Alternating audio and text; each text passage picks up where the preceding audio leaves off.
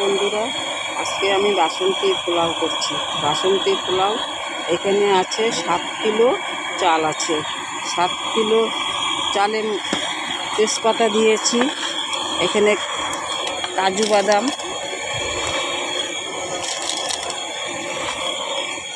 দুশো গ্রাম,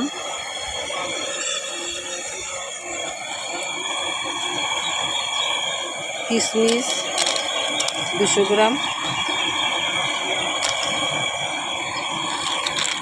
হলুদের গুঁড়ো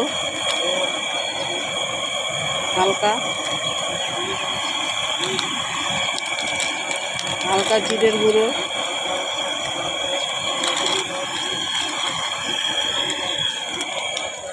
ধনিয়ার গুঁড়ো,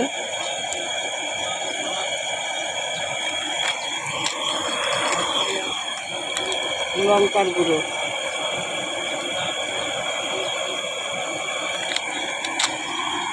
একটু আদা বাটা, একটু ঘি দিয়ে এটাকে মেখে রাখবো 10 মিনিট। দেখো চালটা মাখা হয়ে গেছে। চালটা ধুয়ে আরও আধা ঘন্টা ভিজিয়ে রেখেছিলাম।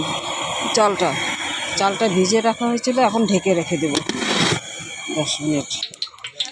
ধরো তো মোবাইলটা এরকম করে।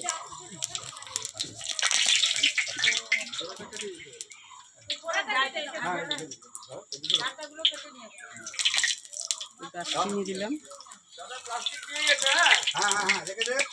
এলাচ, একটু কাজু বাদাম, কিশমিশ,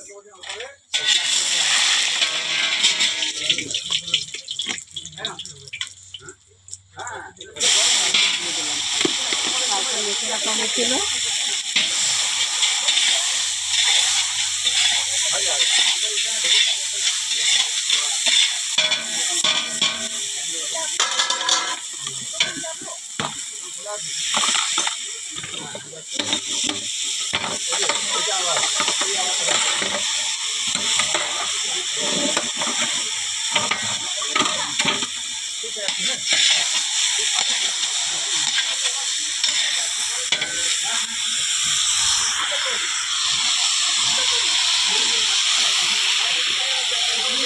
অল্প ঘি দিয়ে দিলাম,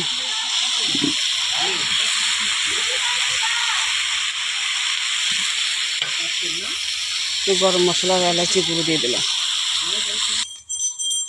চালটা ভাজা হয়ে গেছে।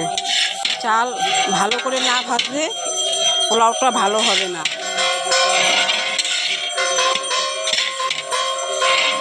চালটা সুন্দর ভাজা হয়েছে। এখানে 7 কিলো চাল আছে, 15 কিলো জল দিতে হবে।